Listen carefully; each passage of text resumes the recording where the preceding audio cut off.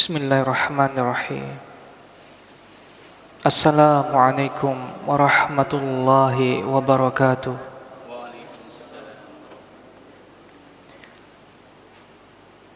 Alhamdulillahi ala ihsanih wa syukru lahu ala taufiqihi wa amtinanih. Ashhadu an la ilaha illallah wahdahu la syarika la ta'ziman li sya'nih. Wa ashhadu anna Muhammadan abduhu wa rasuluhu ad-da'i ila ridwanih sallallahu alaihi wa ala alihi wa ashabihi. Amma ba'du. Di sore hari yang penuh dengan keberkahan di bulan Ramadan ini, maka selayaknya bagi kita untuk terus berusaha bersyukur kepada Allah Subhanahu wa taala atas limpahan karunia, terutama hidayah Islam, iman, dan kemudian diberikan kesehatan, waktu luang, hidayah di atas ketaatan kepadanya. Sampailah kepada Mukatabatul Muluk wal Umara, surat yang kemudian dikirimkan oleh Rasulullah sallallahu alaihi wasallam kepada para raja dan para pemimpin di sekitar kota Madinah, Madinatul Rasul sallallahu alaihi wasallam. Kita sudah membahas tentang surat beliau kepada An-Najasyi, raja dari Habasyah. Kemudian kita juga sudah membahas surat dari Nabi Muhammad sallallahu alaihi wasallam kepada Muqawqis, raja Mesir. Terakhir kemarin kita sudah membahas surat beliau kepada Kisra, raja dari Kekaisaran Persia. Maka sampailah pada bagian yang keempat, yaitu surat Nabi Muhammad sallallahu alaihi wasallam yang ditujukan kepada Kaisar, Malik Rum.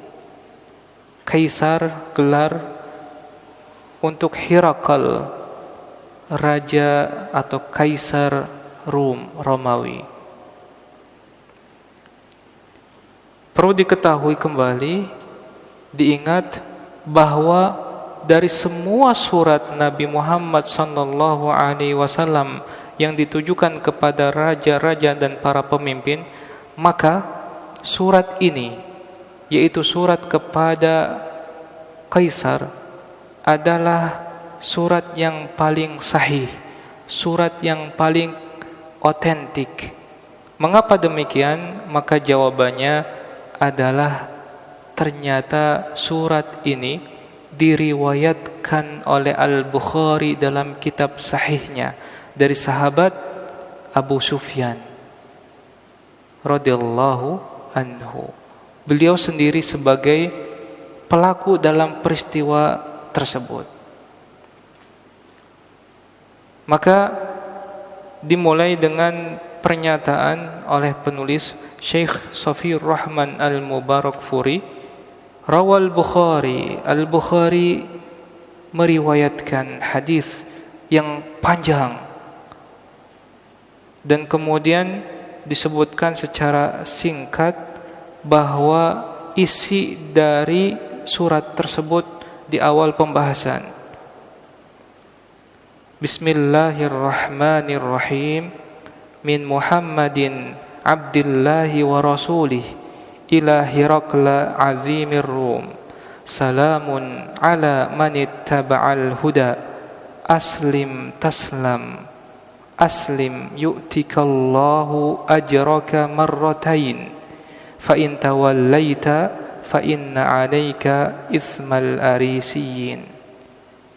Qul ya ahlal kitabi ta'alau ila kalimatin sawa'in bainana wa bainakum alla na'budu illallah wa la nusyrika bihi syai'a wa la yattakhidha ba'duna ba'dan arbaban min dunillah fa in tawallaw faqulu ashhadu bi anna muslimun.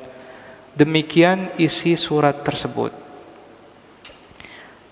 Ketika kita baca hadis secara utuh, maka sebenarnya isi dari surat ini ada di tengah-tengah hadis. Tapi karena penulis mempunyai metodologi penulisan buku sirah, ya, maka kemudian mengikuti surat-surat yang sebelumnya, karena inti dari bab ini adalah surat tersebut, maka kemudian suratnya dipotong, diambil, diletakkan di awal bab supaya kita fokus terhadap isi surat. Setelah itu kita mempelajari seluk-beluk di antara kejadian surat menyurat ini. Dimulai dengan Bismillahirrahmanirrahim, dengan menyebut, dengan memohon pertolongan kepada Allah Subhanahu wa taala yang Maha Pengasih dan Maha Penyayang. Dari Muhammad Abdillah wa Rasuli, seorang hamba Allah dan juga merupakan Rasulnya. Di sini di terjemahan ada yang kurang, ya, hanya Muhammad bin Abdillah, padahal harusnya adalah Abdullahi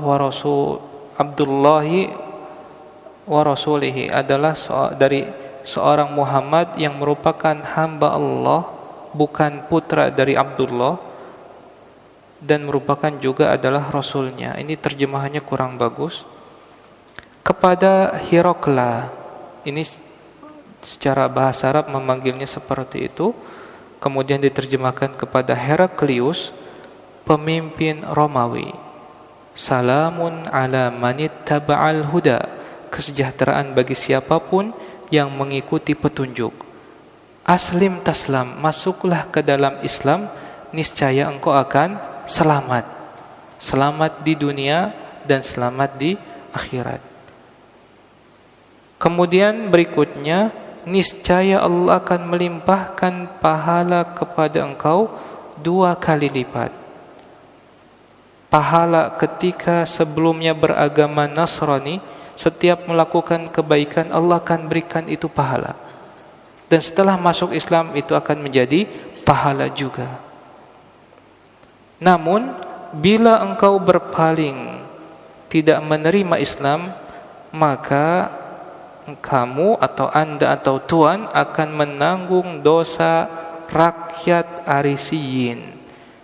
Pertemuan yang lalu kita sudah bahas tentang Arisiyin ini dengan ungkapan pembacaan Yarisiyin atau Arisiyin, dan kemudian ada ungkapan dengan bahasa Indonesia dengan istilah ajaran Arius. Siapa mereka? Mereka adalah orang-orang yang kemudian masih bertauhid, tidak berkeyakinan Trinitas. Puncaknya ketika Raja Konstantinopel yang kedua kemudian mengumpulkan semua pendeta Nasrani di Nikea, yang kemudian disebut dengan Konsili Nikea. Maka saat itu barulah disahkan keputusan tentang keyakinan Trinitas, keyakinan adanya Tuhan Bapa, Roh Kudus, dan Putra Allah versi mereka. Ini terjadi pada Konsili Nikea. Maka kemudian itu terjadi tahun 325 Masehi, Pak, ya. Sebelumnya, maka ajaran Kristen berbeda-beda antara satu tempat dengan tempat yang lain. Seperti zaman kita ada golongan-golongan. Kemudian setelah Konsili Nikea tahun 325 Masehi ini, Raja Konstantinus yang kedua memaksakan singkatnya seperti itu, bahwa ajaran yang sah yang merupakan ajaran Nasrani atau Nasrani di sini Kristen adalah keyakinan Trinitas. Sebelumnya tidak disahkan. Mereka berbeda satu ajaran dengan ajaran yang lain. Itu kemudian berikutnya bahwa setelah Konsili Nika ini ditetapkan, disahkan, maka dengan kekuasaan si raja memaksakan semua orang agar menerima keyakinan ini.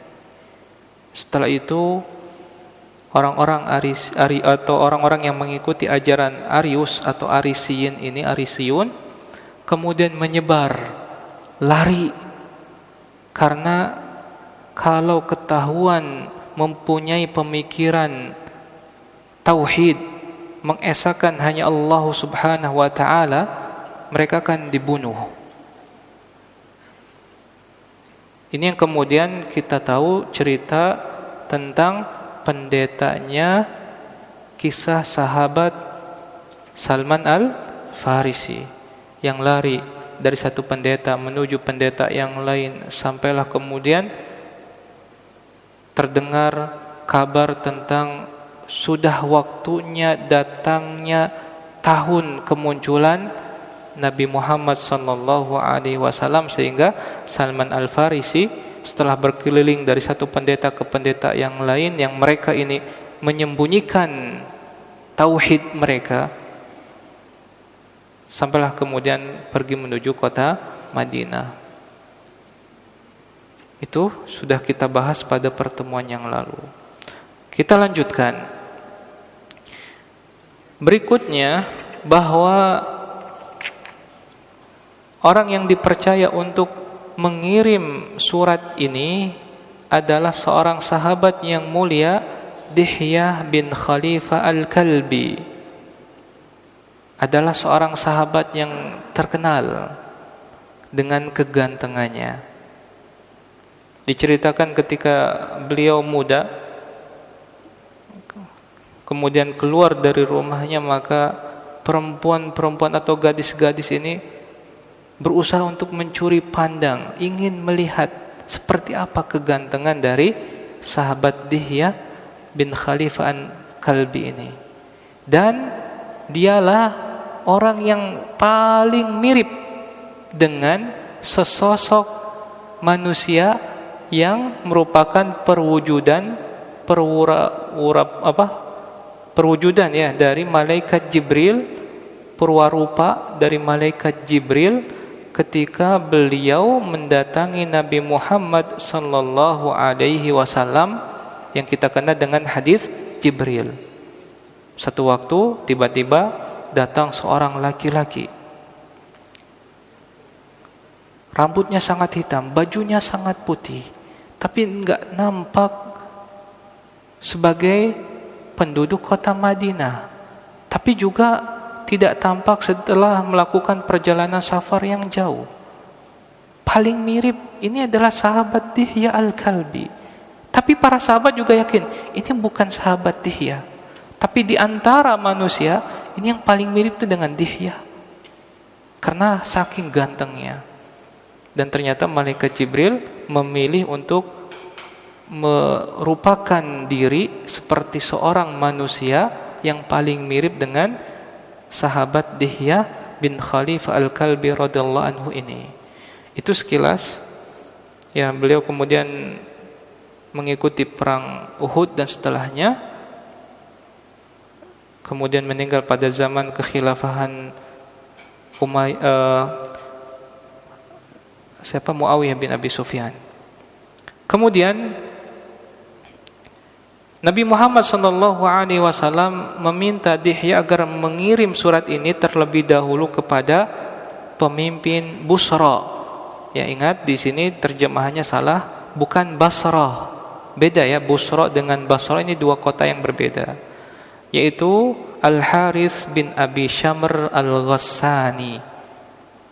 Berikutnya kita akan membaca hadis secara lengkap riwayat Al-Bukhari dalam kitab sahihnya.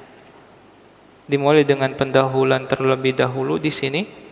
Al-Bukhari meriwayatkan dari sahabat Ibnu Abbas radhiyallahu anhu bahwa Abu Sufyan bin Harb radhiyallahu anhu pernah memberitahunya tentang surat Heraklius yang dikirimkan kepadanya saat dia dan kafilah dagang Quraisy sedang berada di Syam. Abu Sufyan dan rombongannya mendatangi Heraklius yang saat itu berada di Ilia. Ya, saat itu nama kotanya adalah Ilia, sekarang dikenal dengan Baitul Maqdis. Heraklius mengundang Abu Sufyan untuk ikut ke pertemuan yang juga dihadiri oleh ulama'un Nasara. Di sini tidak disebutkan, harusnya di buku disebutkan ya, yaitu pendeta-pendeta Nasrani dan pembesar-pembesar Romawi. Ini ada yang kurang di terjemahan. Setelah itu Heraklius memanggil penterjemahnya. Dia bertanya, siapakah di antara kalian yang ikatan darahnya paling dekat dengan orang yang mengaku sebagai nabi ini? Maka kemudian terjadilah percakapan yang luar biasa di sini. Ayyukum aqrabu nasaban bihadzal rajul alladhi yaz'umu annahu nabi.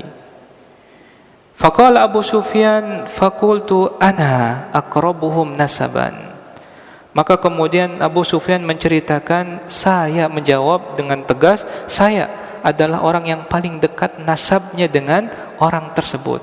Diingat bahwasanya Abu Sufyan bin Harb yaitu dari Bani Umayyah adalah sepupuan dengan Bani Hashim. Bisa dipahami Bapak ya semuanya? Bani Hashim dan Bani Umayyah ini sepupuan. Kemudian kita lanjutkan. Maka di sini ada yang salah di terjemahan. Heraklius kemudian mengatakan udunuhu minni, memerintahkan kepada pengawal, jadikan orang itu dekat kepadaku, dekatkan dia kepadaku. Ini terjemahannya salah, mendekatlah kemari. Ini bukan perintah kepada Abu Sufyan, tapi perintah kepada pengawal agar mendekatkan Abu Sufyan kepada kaisar saat itu, yaitu Heraklius. Ya. Dan ini lebih masuk akal. Ketika seorang biasa dari negeri yang berbeda, tidak mungkin tiba-tiba bisa mendekati kaisar atau raja.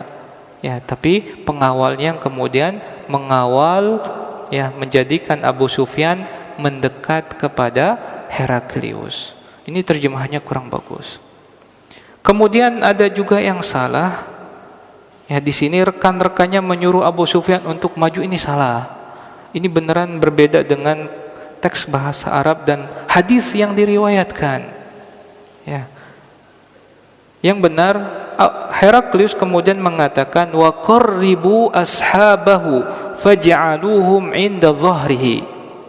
Ini teks bahasa Arabnya dari hadis Sahih Bukhari. Ini terjemahannya parah. Heraklius memerintahkan agar teman-temannya Abu Sufyan juga didekatkan, wa qarribu ashabahu faj'aluhum inda dhahri, dan kemudian jadikan seolah membelakangi Abu Sufyan. Jadi misalkan di sini Heraklius, Abu Sufyan berhadap-hadapan ya. Kemudian sahabat-sahabat atau teman rombongan dari Abu Sufyan ini menghadap ke arah sana. Bisa dipahami Pak ya? Apa tujuannya di sini? Aku akan bertanya tentang nabi, yang orang yang mengaku nabi tersebut kepada orang ini, Abu Sufyan.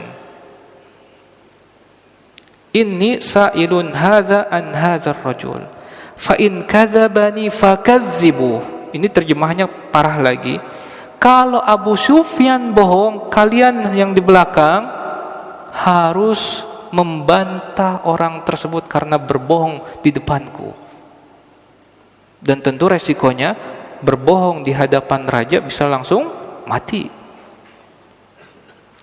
Apa yang diinginkan oleh Heraklius adalah kejujuran. Jangan sampai ada kedustaan walaupun sedikit. Ketika ternyata Heraklius saat itu ingin berita kebenaran tentang seorang yang mengaku nabi ini. Kemudian dalam hati Abu Sufyan bin Harb radhiyallahu anhu saat itu, waktu itu masih kafir, berkata, "Fa wallahi, demi Allah bersumpah, laulal haya min an ya'thiru alayya kadhiban lakadzabtu anhu." Ini terjemahannya juga salah di buku. Demi Allah, kalau bukan karena rasa malu, maksudnya di sini bisa berbohong dan berani berbohong. Seolah kata Abu Sufyan, saya berani bohong di depan Raja Heraklius, tapi saya malu kalau kemudian pulang ke negeri Mekah, ketemu orang-orang Quraisy, kemudian mereka mencela karena aku ternyata berbohong. Maksudnya apa? Seburuk-buruknya Quraisy, mereka masih mengagungkan kejujuran. Ketika ada seorang bohong dan terang-terangan dengan kebohongannya, ini adalah aib, adalah cacat yang seolah kemudian sangat buruk. Apalagi saat itu Abu Sufyan bukan orang biasa, merupakan pembesar Quraisy. Maka kemudian Abu Sufyan mengatakan hal ini, seolah dia berani berdusta, bohong di hadapan Heraklius, tapi lebih malu kalau ketemu keluarga dan orang-orang Quraisy kembali dia ke kota Mekah. Ini juga ungkapan yang luar biasa. Oh, ternyata Abu Sufyan adalah pemberani, walaupun sisi yang lain menunjukkan, waduh, alhamdulillah ternyata nggak jadi berbohong. Ya. Kita lanjutkan. Abu Sufyan menimpali anak aqrabuhum nasaban, dan ini adalah kenyataan ya, bahwasanya Abu Sufyan adalah orang yang paling dekat nasabnya dengan Nabi Muhammad sallallahu alaihi wasallam. Pertanyaan pertama dari Heraklius, kaifa nasabuhu fikum? Bagaimana nasab orang ini di antara kalian? Maka Abu Sufyan menjawab, huwa fina dzu nasabin. Maka dia adalah seorang yang paling, termasuk yang paling mulia nasabnya, keturunannya. Qala, berkata Heraklius, fahal qala hadzal qaul minkum ahadun qattun qablahu? Apakah orang ini mengatakan sesuatu yang ternyata ada orang lain yang pernah mengatakan seperti perkataan tersebut? Maka Abu Sufyan menjawab, tidak ada.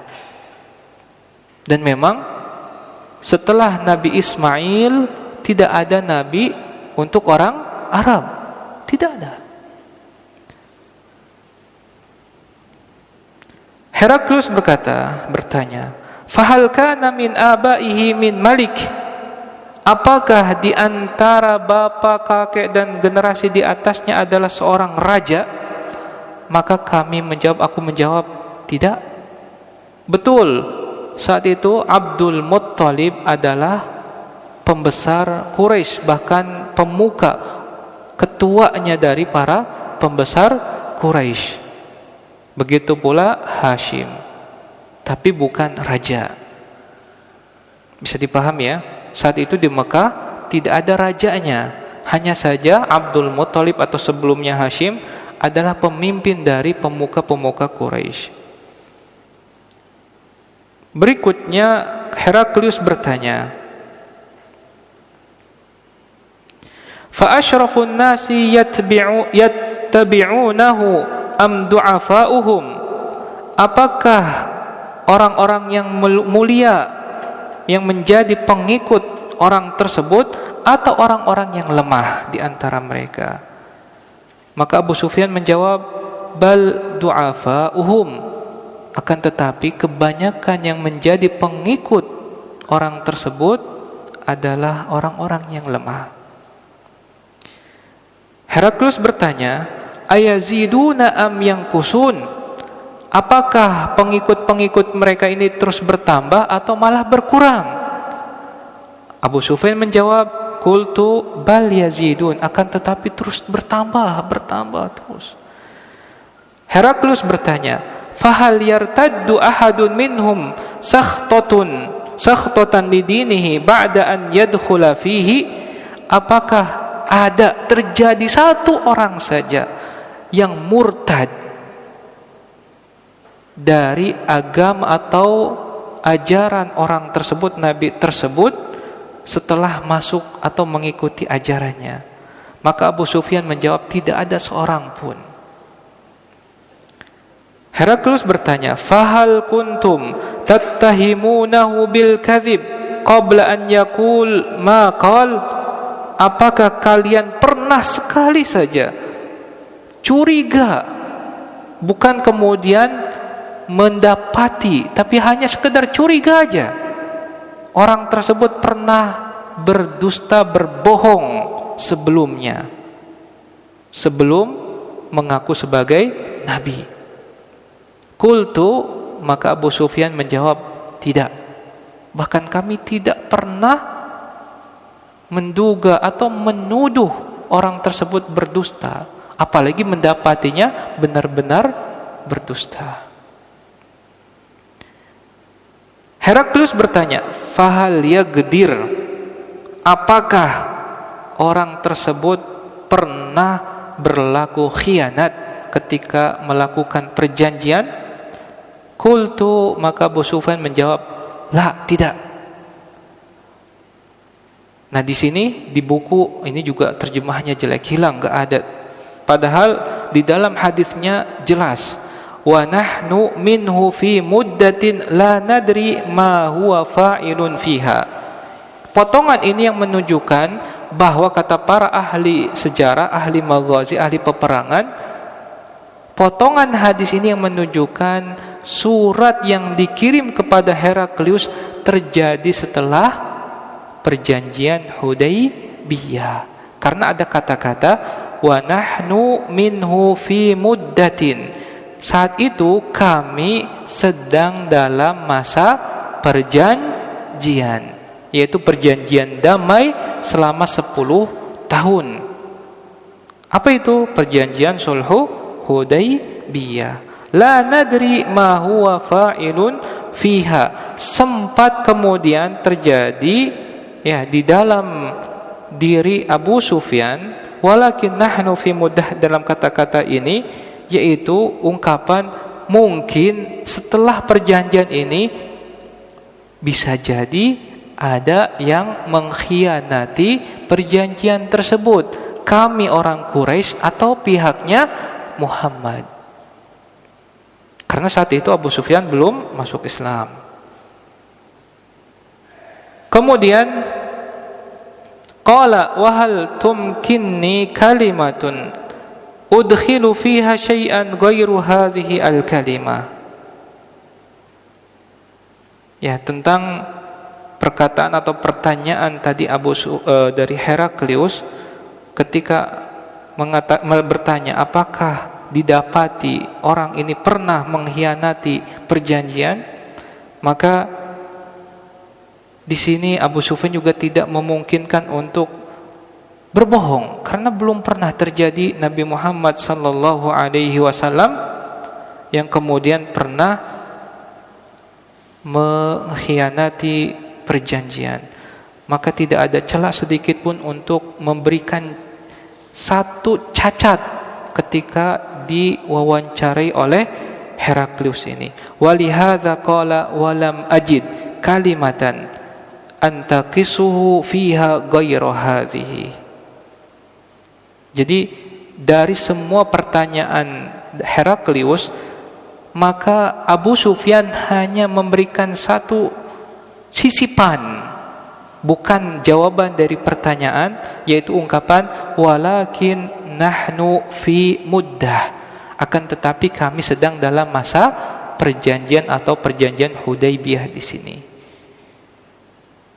Kemudian Heraklius bertanya, "Fahal qataltumuhu?" Apakah kalian memerangi orang ini? Qultu, "Na'am." Maka Abu Sufyan menjawab, "Ya, kami memeranginya." Heraklius bertanya, "Fa kaifa kana qitalukum iyyah?" Bagaimana peperangan yang terjadi antara kalian? Maka Abu Sufyan menjawab, "Qultu al-harbu bainana wa bainahu sijalun yanalu minna wa nanalu minhu." Peperangan di antara kami dan mereka adalah sijal. Kadang mereka menang dan pada waktu yang lain kami menang. Kaum muslimin menang pada perang Badar, dan kemudian orang-orang Quraisy seolah lebih dominan.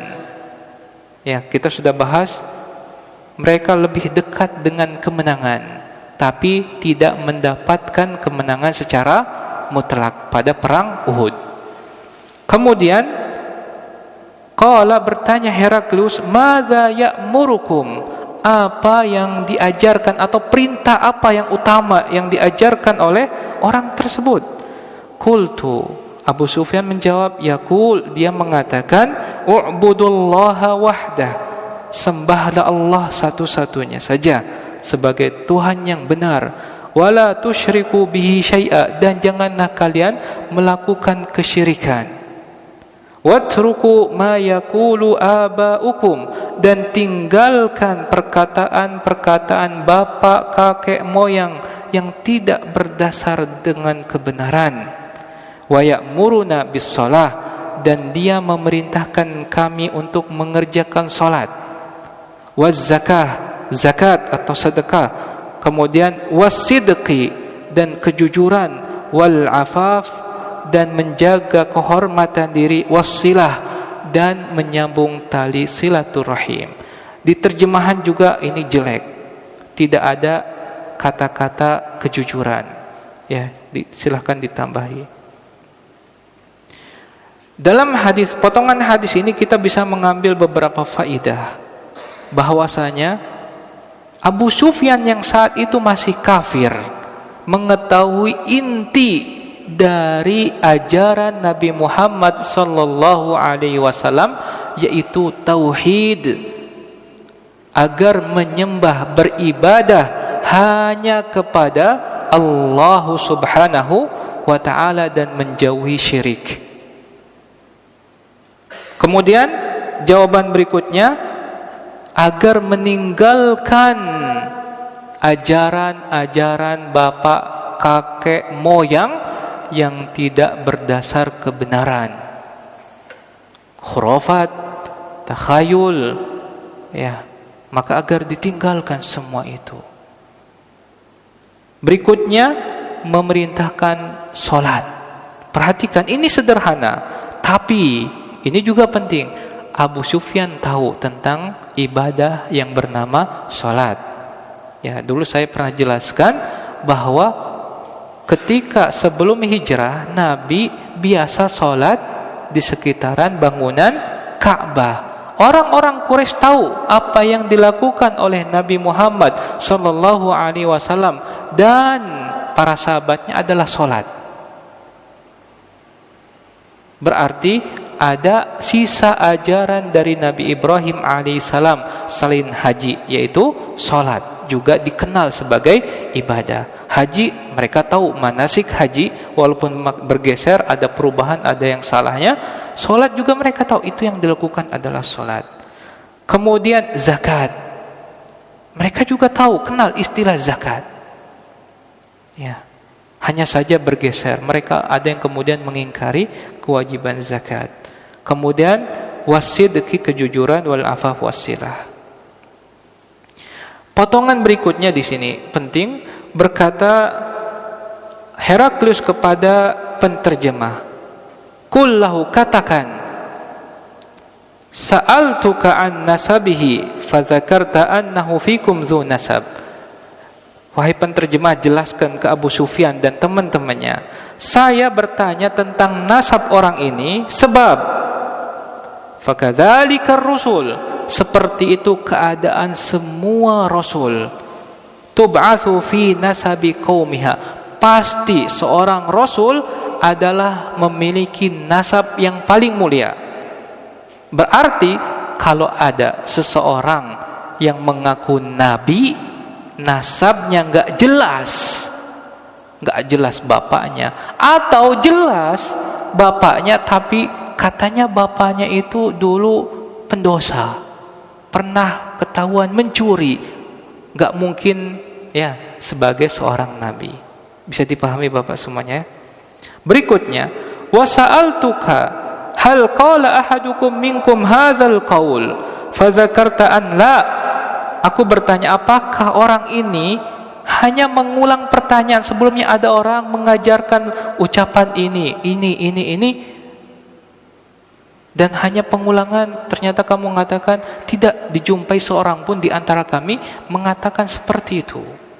Padahal itu adalah kebaikan, tapi tidak ada seorang pun yang menyeru tentang Allah Subhanahu wa taala dan seterusnya. Maka Heraklius mengatakan, "Lau kana ahadun qala hadzal qaul qablahu," andai ada seorang yang mengatakan hal ini sebelum Muhammad mengaku menjadi nabi ini, laqultu, maka aku akan mengatakan, segera menyampaikan bahwa rajulun ya'tasi biqauliki la qablahu. Maka orang ini langsung gugur. Tidak dilanjutkan pertanyaan berikutnya, ini mah bukan seorang nabi.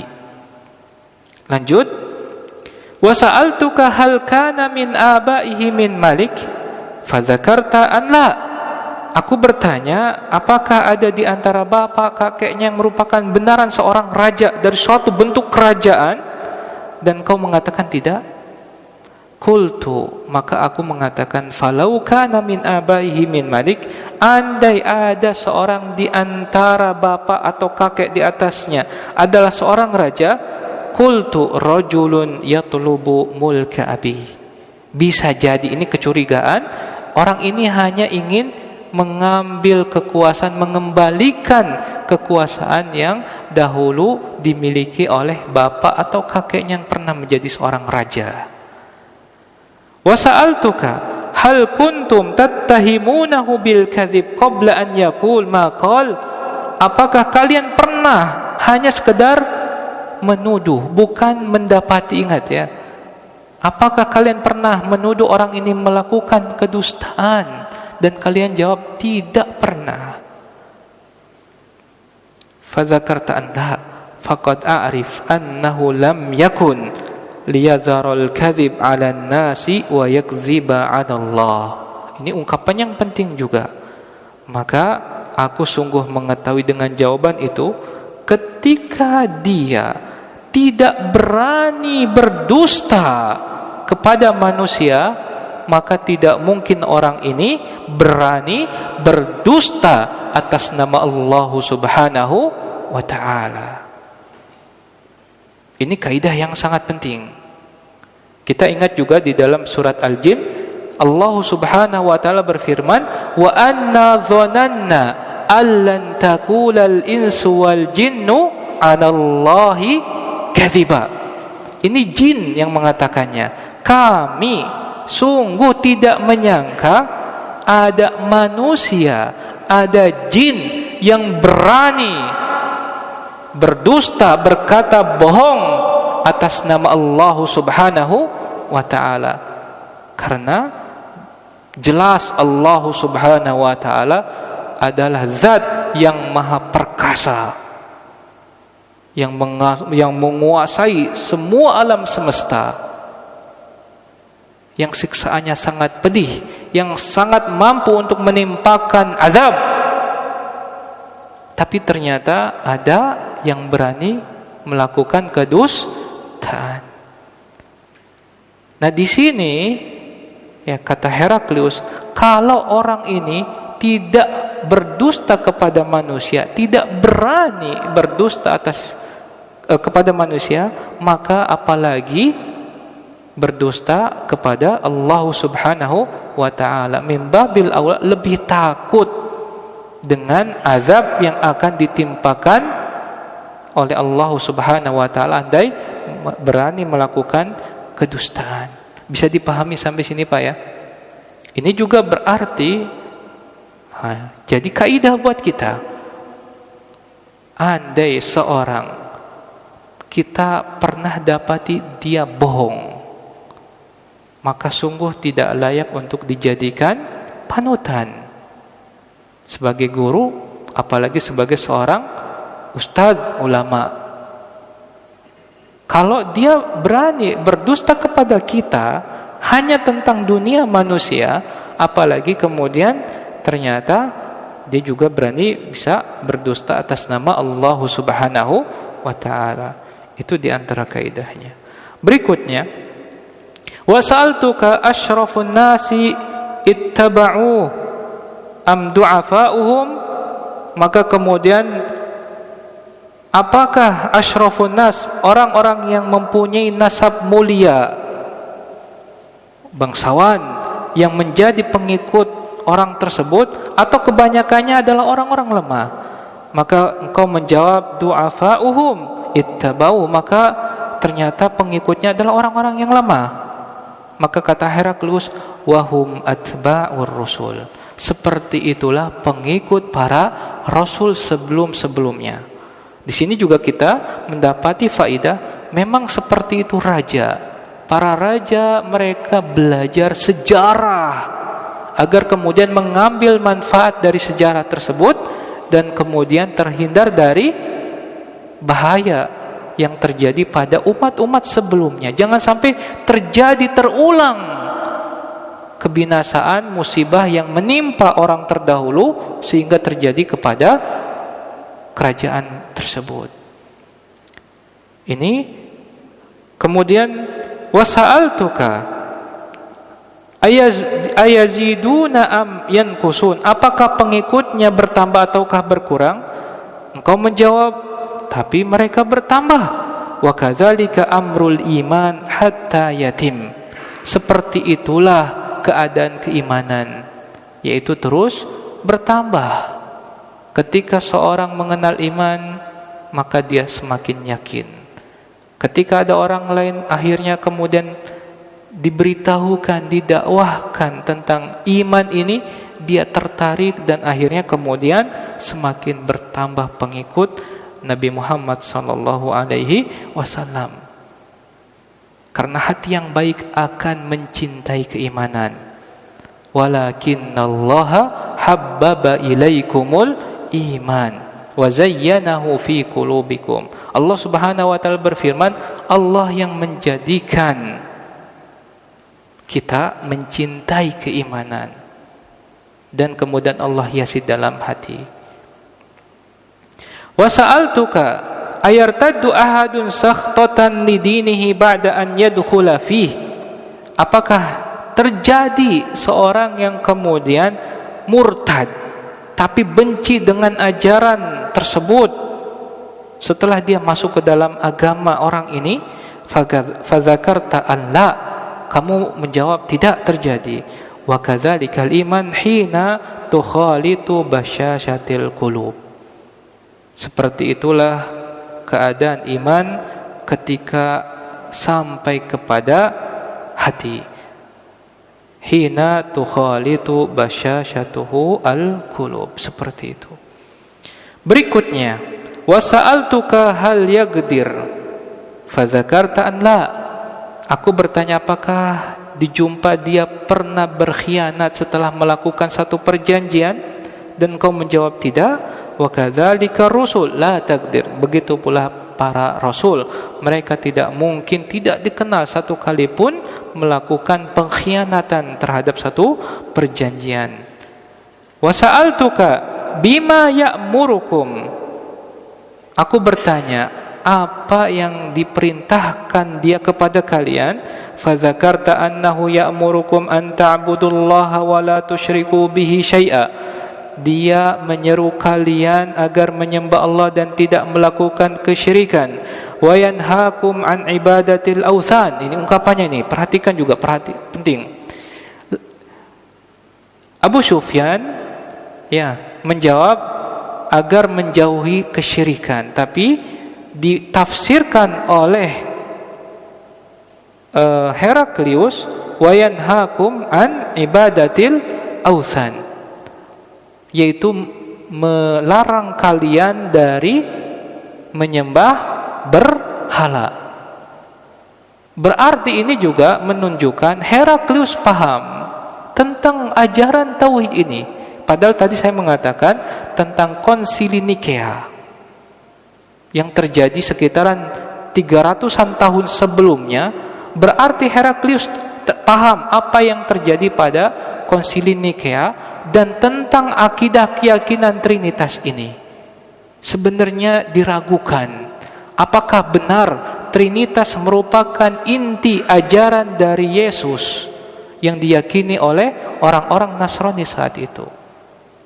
Maka di sini Heraklius jelas ya memahami tentang inti dari tauhid ini, yaitu agar melarang umatnya menyembah berhala.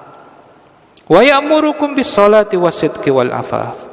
Kemudian ungkapan berikutnya, fa in kana ma taqulu haqqan, jika apa yang kamu jawab ini benar semuanya, fasayamniku mawdi'a qadamayya hataini wa qad kuntu a'lamu annahu kharijun lam akun azunnu annahu minkum.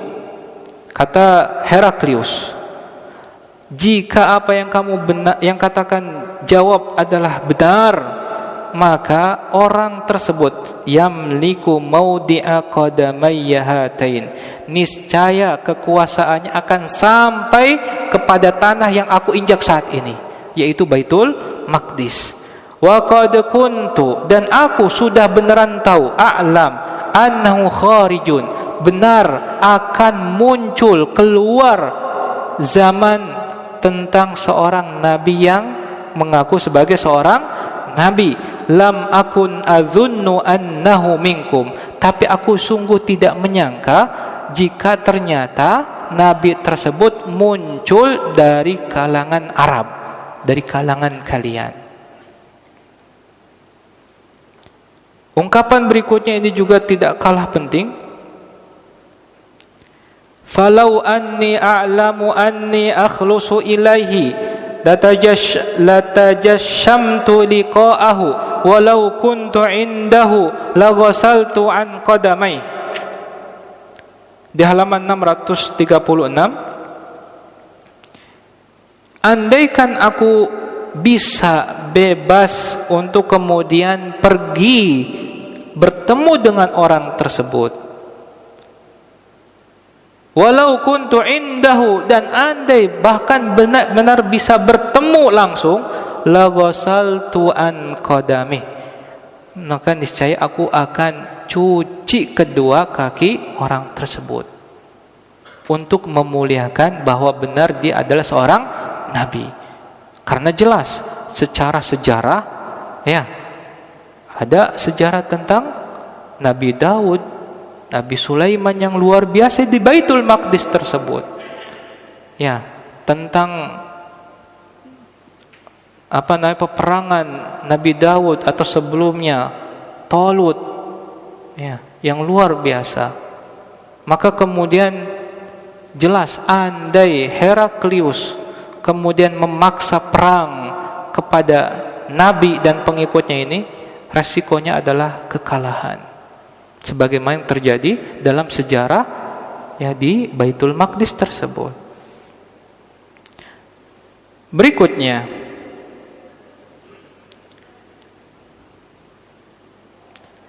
thumma da'a bi kitabi Rasulillah sallallahu alaihi wasallam alladhi ba'atha bihi Dihya ila azimi Busra fadafa'ahu ila Hirakla faqara'ahu fa idza fi.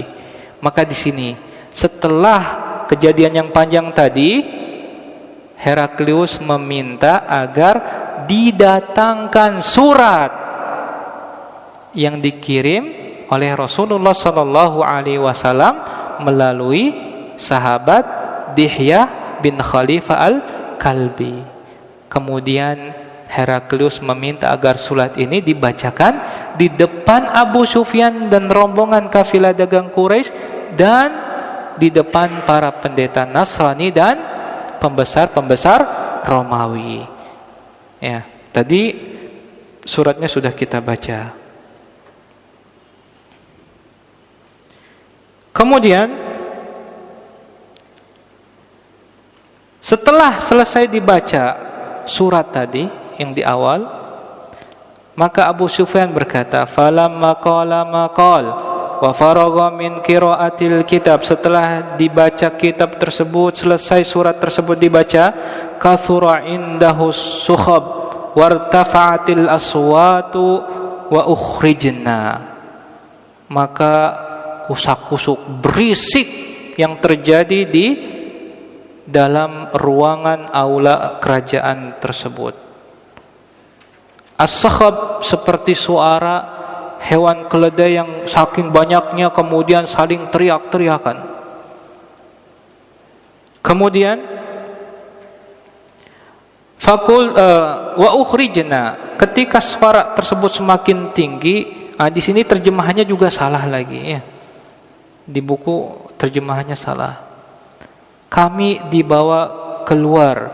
Ya, kemudian Heraklius memerintahkan agar kami dibawa keluar. Betul di sini ya, diusir maksudnya. Kemudian aku berkata kepada bawahannya, ini salah. Ya.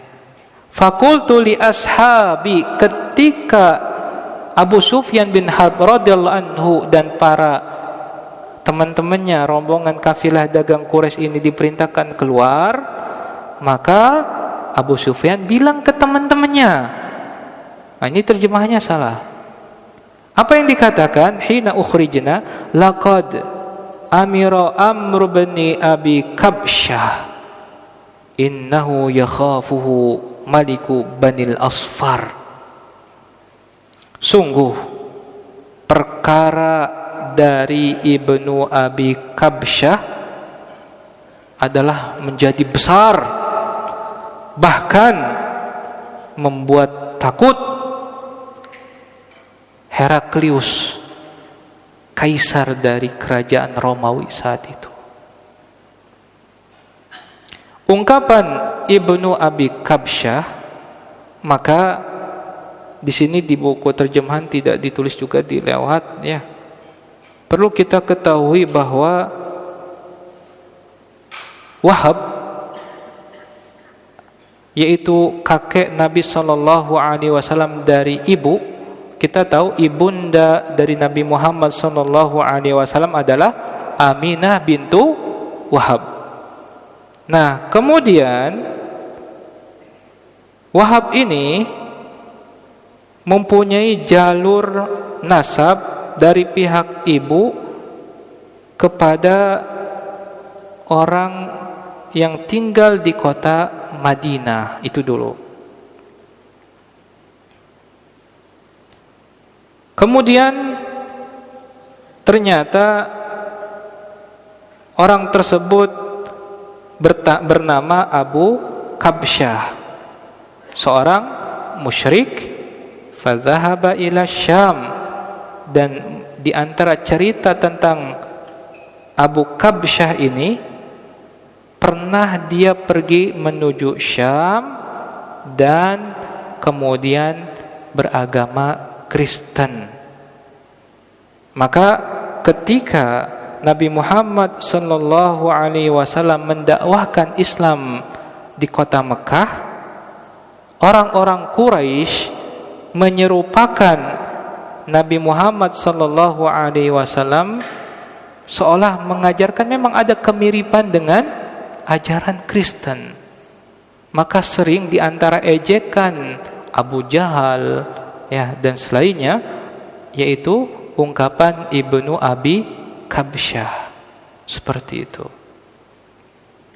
Karena apa? Karena Abu Kabsyah ini murtad dari agama kesyirikan menjadi Nasrani, dan itu celaan.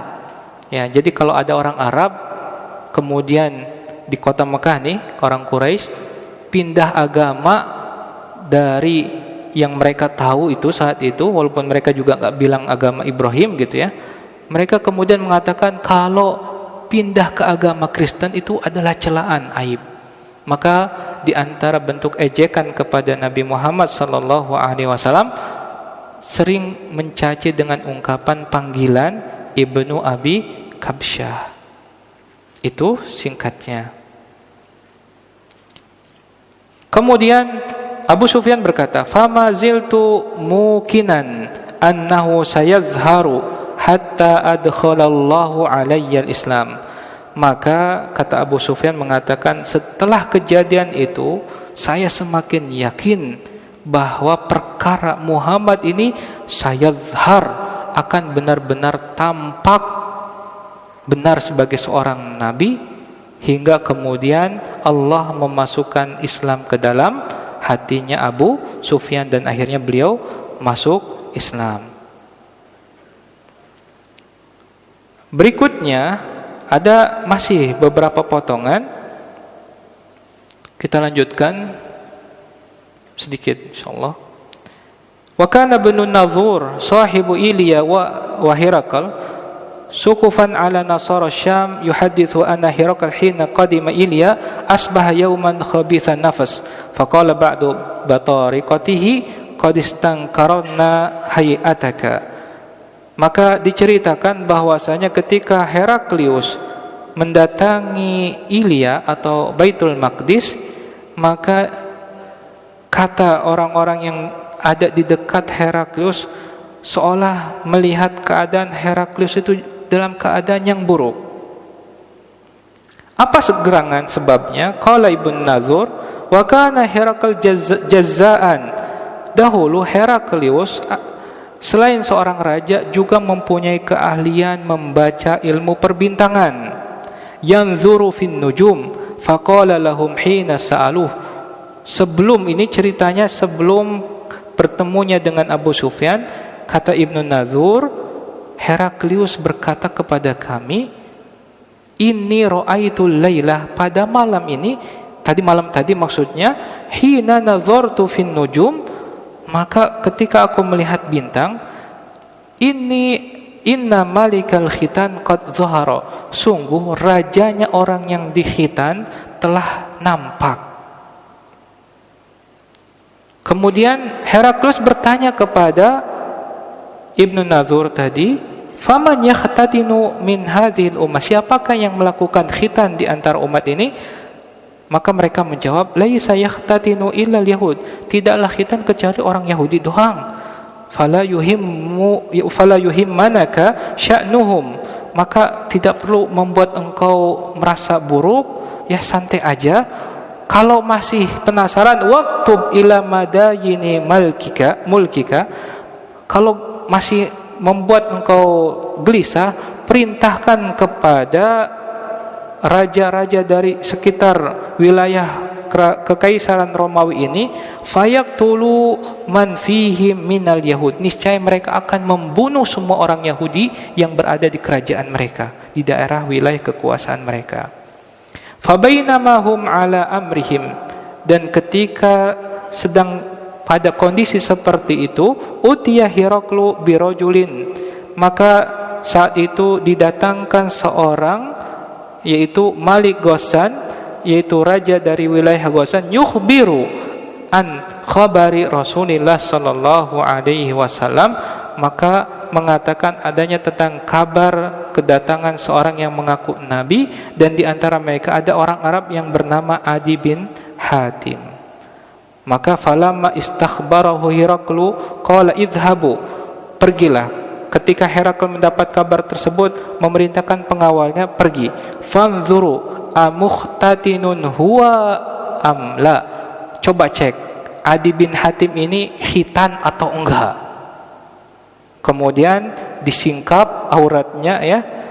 Fanazaru ilaihi fahaddatsuhu annahu mukhtadin, dan kemudian mereka kaget. Oh, ya ternyata orang Arab beneran khitan. Wasa'alau anil Arab faqala hum yakhtatinun. Oh ya, ternyata orang Arab mereka juga khitan. Faqala Hiraklu hadza mulku hadhil umma qad zahara, inilah raja yang akan kemudian menguasai dunia telah nampak. Tsumma kataba Heraklu ila sahibin lahu birumiyah. Kemudian Herakl menulis surat kepada temannya, seorang ahli dalam agama Kristen yang tinggal di Romawi. Maka kemudian ternyata orang tersebut pun membalas surat dari Heraklius, kemudian mengatakan wa annahu nabi, dengan data yang kau sampaikan maka benar bahwa orang tersebut adalah nabi. Kemudian terakhir fa'adzina Heraklu li'uzama'i Rum fi daskaratin nahu bihims summa amara bi abwabiha faghulliqat. Ini yang kemudian pernah kita dengar. Ternyata dalam satu pertemuan Heraklius memerintahkan agar ruang pertemuan tersebut ditutup.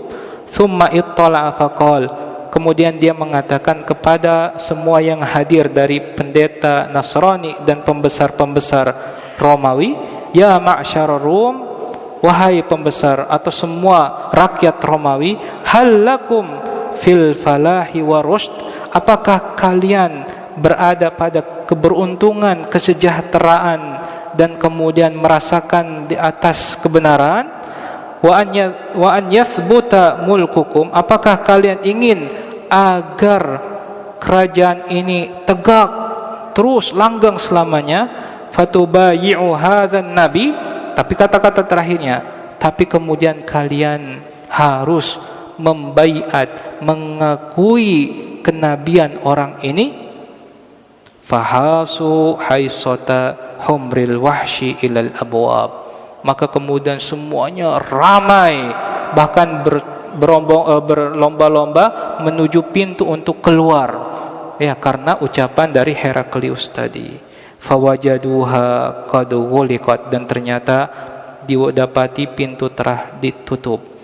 Kemudian setelah mendapati keadaan rakyatnya yang menolak kenabian, atau menolak di sini menolak kenabian satu, atau menolak untuk tunduk kepada nabi, wa ayisa minal iman, dan menolak beriman tunduk kepada nabi tersebut, maka Heraklius mengungkapkan sikapnya, rudduhum alai, kembalikan mereka, meminta pengawal agar mengembalikan semua penduduknya tadi, semua pembesar Romawi yang tadinya lari, agar masuk kembali ke ruang utama, dan mengatakan inni qultu maqalati anifan akhtabiru biha shiddatakum ala dinikum faqad ra'ait. Sungguh apa yang aku ucapkan tadi hanyalah bentuk tes, ujian. Aku ingin tahu seberapa besar kuatnya kalian dengan agama kalian saat ini, dan aku sudah menyaksikannya. Fasajadu lahu wa radu anhu, kemudian semuanya tunduk, kemudian setia kembali kepada Heraklius. Fakana dzalika akhiru sya'ni Herakl, dan inilah akhir dari keengganan Heraklius dan bangsa Romawi untuk masuk ke dalam agama Islam. Hadis riwayat Al-Bukhari. Demikian ya, hadis yang sangat panjang, tentunya banyak sekali faidah yang bisa kita ambil dari hadis yang panjang ini, riwayat Al-Bukhari dalam kitab sahihnya dan selain beliau. Wallahu a'lam bishawab. Semoga bermanfaat bagi kita semua. Kita akan lanjutkan pada pertemuan berikutnya tentang surat yang lain dari Nabi Muhammad SAW kepada pemimpin-pemimpin yang lainnya. Walhamdulillahi rabbil alamin. Subhanakallahumma bihamdik, asyhadu an la ilaha illa anta, astaghfiruka wa atubu ilaik. Kemudian kita menunggu berbuka puasa. Wassalamualaikum warahmatullahi wabarakatuh.